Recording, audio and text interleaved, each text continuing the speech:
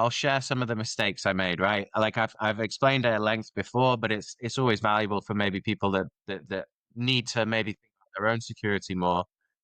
So basically, what the big mistake we made is we got complacent, right? And in Bitcoin, you just cannot afford to be complacent about anything. So we'd done the right thing by taking self custody. Um, but back when we were first buying our Bitcoin, there weren't hardware wallets, there weren't metal plates or even better metal washers to store your seed phrase on. So we did the best thing that we thought we could do at the time, which was we used an open source password manager called KeePass, right? So it's not like it's not like a centralized password manager like LastPass or some third party company. It's actually a piece of open source software that you host on your own device, right? It's totally self sovereign, and it stores all your passwords. So we kept our passwords in a KeePass file, and we also encrypted that file. So you'd need a password to get into it anyway. Now, that's one way of taking self custody and not putting your seed on metal. But obviously, if you have a file like that living on a hard drive and that hard drive fails or, you lose your computer, then you need to back it up.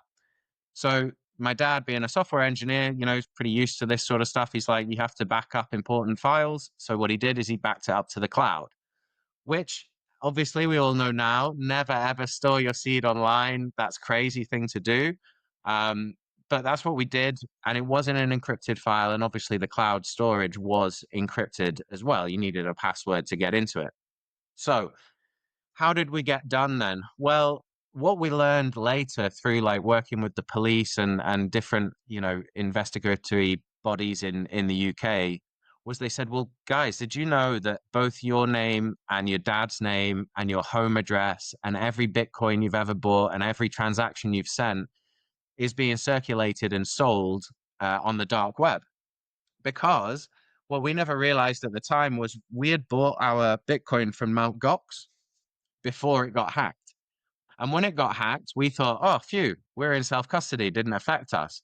What we never realized is that the hackers made off with the Mt. Gox coins, but they also made off with all their KYC data. So, that stuff's been sold over and over and over again on the dark web, including our information. So I can't actually prove that this is what happened, but it seems like it was probably a targeted attack, right? Someone had information that said we had a decent stack of Bitcoin and they thought, let's go and see if we can get into these guys. And long story short, they've brute forced their way into our cloud storage. Then they brute forced their way into the KeePass file.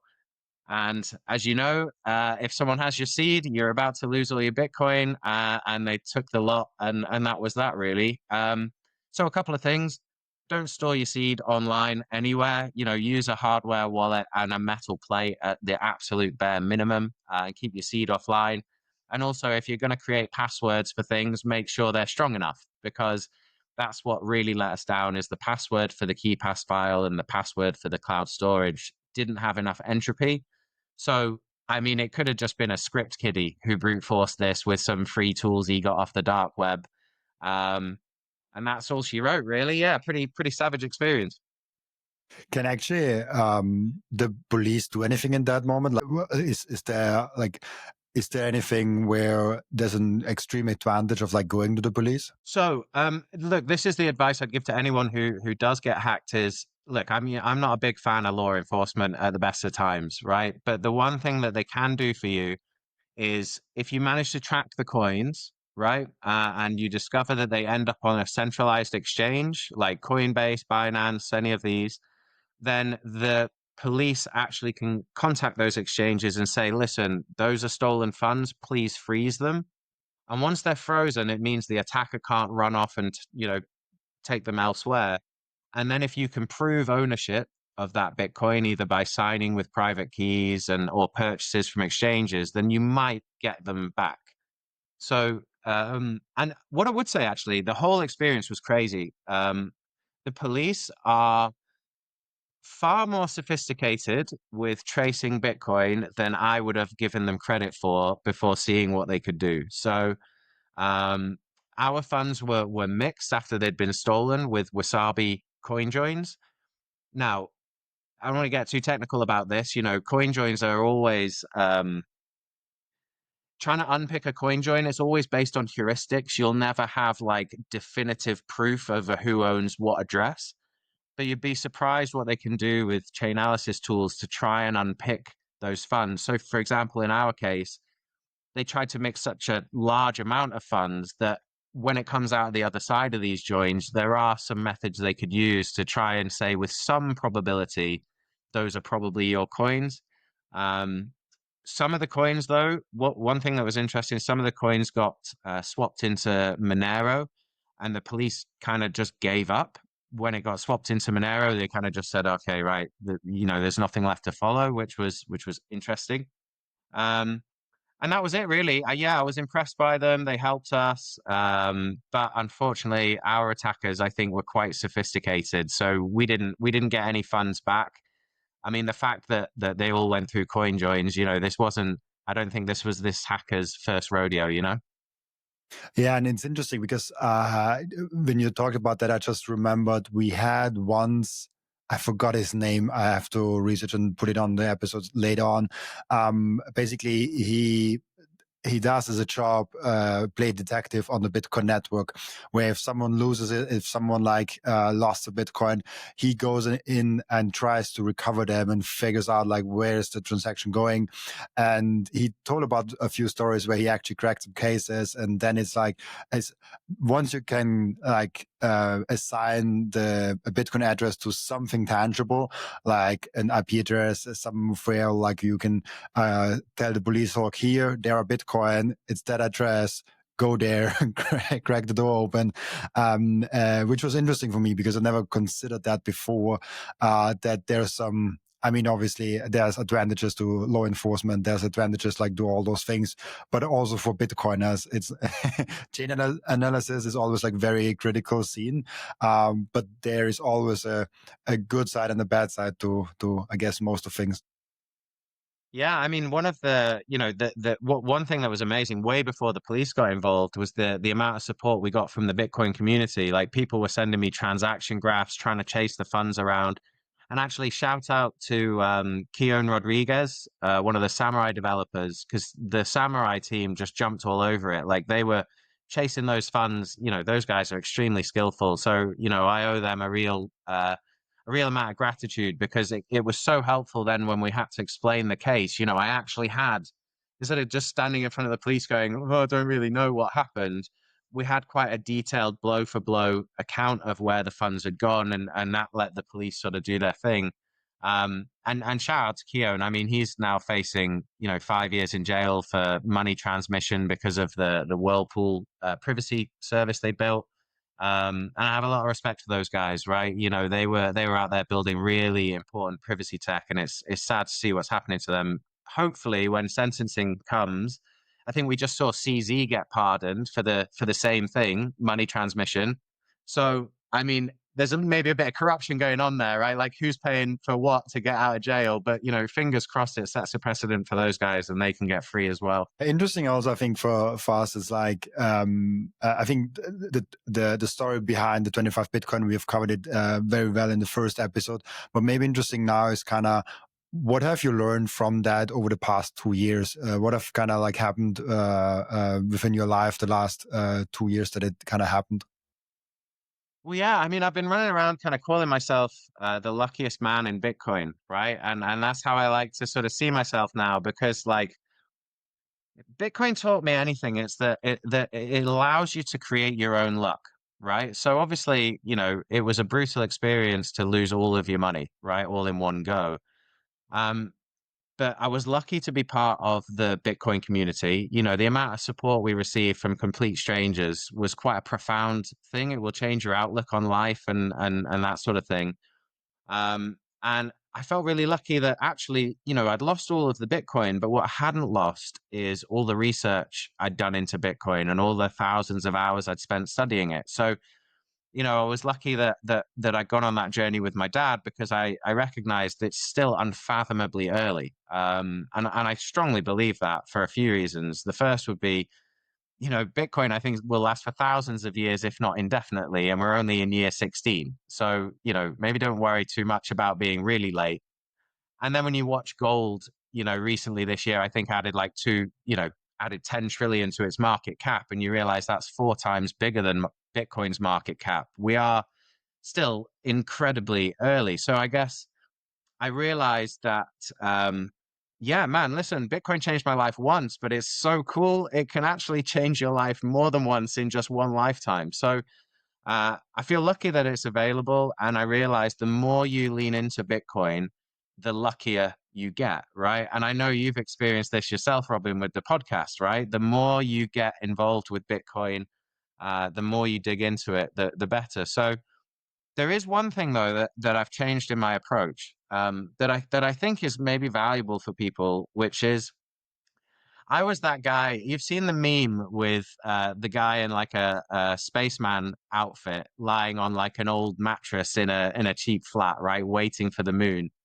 Well, that was me for that 10 years, right? Like really hodling hard, like not spending as much as I could and with no plans to really use my Bitcoin. I was just hodling it. And what I realize now is, I look back and I think, that was a sizable amount of money, but, there was loads of trips that I didn't go on, certain holidays I didn't take, or certain experiences that I didn't allow myself to enjoy because I was delaying my gratification so aggressively. And it sort of dawned on me afterwards, having lost it, like, wow, if I'd have, we had over $1 million worth of Bitcoin. I could have peeled off 5 grand and gone on a nice holiday and made some memories with my family and loved ones, but I didn't because I was hodling so hardcore. So one really important thing and a different approach I'm taking now is I spend my Bitcoin a lot more because I realized Bitcoin is not your scarcest asset. Your scarcest asset is your time. If you hodl in all the way to your deathbed, then you've made a mistake. Life is for living and enjoying, and Bitcoin is just better money, a better tool. Just use it as money, save in it. If you want to save for your future, do it in Bitcoin. But other than that, go and live your life. Don't delay everything. I love that message, and I think it's very hard for Bitcoiners to learn that message because we are always hearing hodl, don't sell. Like we always hear the messages, what will Bitcoin be worth long term? And so maybe we even go in the wrong side that our time preference is too low, that our time preference is like, so we don't want to give up on our Bitcoin, that we don't want to spend anything. And it was super hard for me. You can remember you were at the Bitcoin Way. The Bitcoin Way and Tony are the reason why I started accepting Bitcoin as payments. And now most of my income is actually in Bitcoin. Over 50% is in Bitcoin because I now am on the other side. I'm like, if you want to give me fiat, you have to have a really good reason why I even have to take that money. Obviously, for example, YouTube ad revenue and all of those, like I don't have a leverage with them. But outside of that, like I only take Bitcoin whenever I can. And so you come naturally to the point where you have to spend your Bitcoin because you have to live if most of your income is in Bitcoin and your fiat income is not enough to cover your fiat bills. And also spending Bitcoin is a thing where you like only one freelancer of mine actually takes Bitcoin. The second sometimes, and the third not. And so it's like, I had to come to the realization that I have to sell some Bitcoin to exchange it for euros, dollars, whatever, to cover fiat bills. And this was the first time ever. And it was like, I don't know, like a couple of months ago, maybe half a year ago, or something like that, for the first time ever where I had to like sell my Bitcoin and it hurted so much. But after I did it, I was like, oh yeah, I have those Bitcoin and I can use them. It's money and it's fine and it's okay. And this was like, this was huge for me. It was like really hard for me, like mentally, emotionally. I really did not want to sell them. Do you know what? I think maybe it's as easy as just reframing things because you're not really selling your Bitcoin. That implies that you're getting rid of your Bitcoin because you'd rather have dollars. But that's not the case. You might swap into dollars briefly because whoever you're dealing with wants to receive them. But actually what you're doing is just spending your Bitcoin. You're just using your money.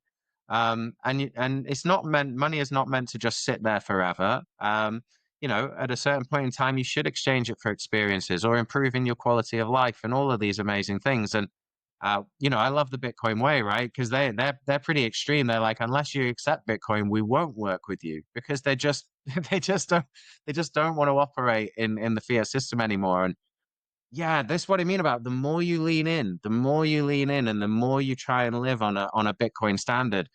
It's kind of spooky, kind of weird how your life just gets better quickly, right? It really is that weird cheat code, and I just wish more people would get into using it because you'll also end up more secure and more skillful, right? Like how many people just buy on an exchange, send to a hardware, send to cold storage, and do nothing else, right? Like the more you experiment, the more skills you'll gain. So if we're going to move to a world now where, we run on a Bitcoin standard, it's going to be an enormous advantage if you already know how to run a node, how to spin up your own Lightning node, how to spend sats, how to use, non-custodial solutions for maybe long-term storage and what the trade-offs are, maybe using something custodial just for spending money. Because if we move that way, like that's how business is going to be done. So if all you've learned to do is hodl, you've kind of only taken 20% of the journey, right? There's so much more you can do and use Vexel as another peer-to-peer app. And listen, I don't find it hard to work with people who accept Bitcoin anymore. In fact, the most talented people tend to accept Bitcoin. So, uh, yeah, come and join us. Like it's fun over here with the psychopaths, right? 100%. I don't know, love your story because I just thought about that when you were telling about your story about the 25 Bitcoin and then like what you've done with that. It would have been so easy for you to go full retard. I mean, to go like, oh, F Bitcoin, like self custody is flawed. Like I knew what I was doing and I still got screwed over. Like you you could have gone in a very different direction, but you chose a good direction. You chose to learn the right things from it. And I think, I don't know, like you probably heard that a lot from other people, but I think that's extremely good to see that even though you kind of got I always come back to the Spider-Man meme of like with great power comes great responsibility, and there's some mistakes in there, and then there is some good things in there. Where of course, if you have self custody and you lose your Bitcoin, even though if someone else stole it, you gave them the opportunity to steal it, and so it's in your responsibility, and you never played the victim role, which is I think really really strong. I just wanted to highlight that because I think you could have gone easily full retard. Yeah, no, I appreciate that, man. I don't know. I've been an entrepreneur for most of my life, right? So I think I've always been fairly comfortable with uncertainty and not knowing, where I stand. But I've had, as most entrepreneurs will tell you, I've had multiple failures. I've had a few wins, but I've had a load of losses along the way. So I think I was okay with like dealing with loss. And look, sometimes in life you have to just take the L, right? Like we made an absolutely schoolboy error with a lot of money and it came and bit us in the ass. But it doesn't do me any favors to play a victim or feel sorry for myself. It was also like, what am I going to go into a deep hole of despair and end up like dragging my family down with me and impacting my wife and like that's just not the way.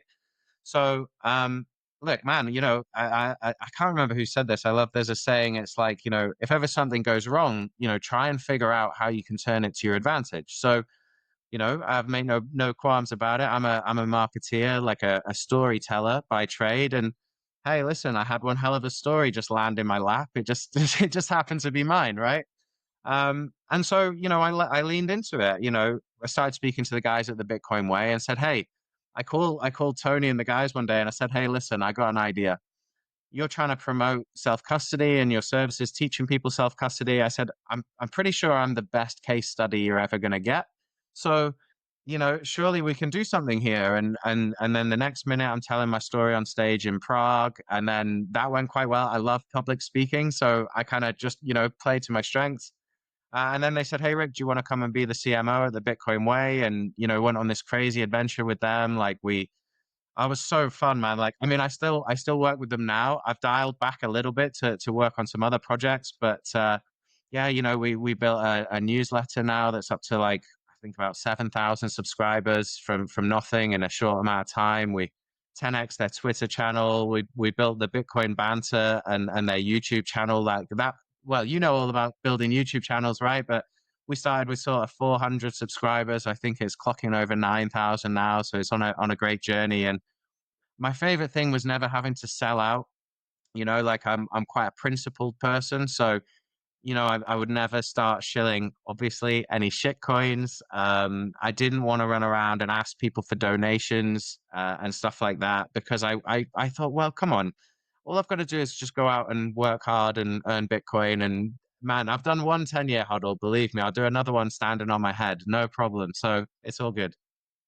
Yeah, and the thing is, the realization of being early is, I think, extremely valuable because there's so many people that still haven't gotten Bitcoin. There are people in 3-4 years that will be still like very blind to Bitcoin, and so in a way, as you said, you're the luckiest guy in Bitcoin. It's like because you are aware of Bitcoin and you save your money in Bitcoin in 2025, which is phenomenal.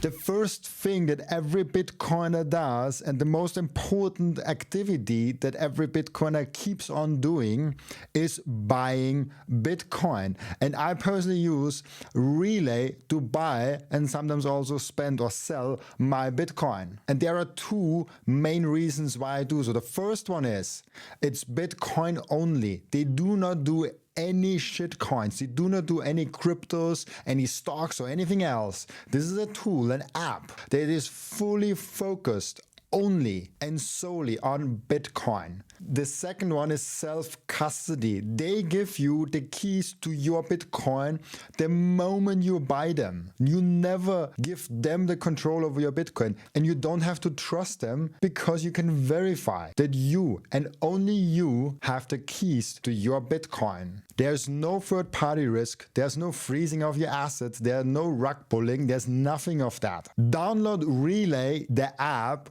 on your phone or go to relay.app on your browser and use code Robin to save fees and get cheaper Bitcoin. I want to tell you about something very special to me. It's called micro seed. If you hold your Bitcoin in self-custody, and you should, you know how critical it is to secure your seed phrase. You should not have them on paper. You should not have them on anything else than titanium. With micro seed, you can engrave your 12 or 24 word seed phrase, the entire seed phrase, onto a 1-inch small washer. Yes, just one washer. All 24 words on that one washer. You can hide that thing everywhere. And even better, you don't need to buy a new kit every time you have to get a new wallet. You can make unlimited backups because MicroSeed is not selling the washer. MicroSeed is selling the device that stamps the washer. So you get the full kit with the device, with the washers, with the hammer, with everything you need to get started today, and you can make with that unlimited amount of backups. Go now to microseed.io.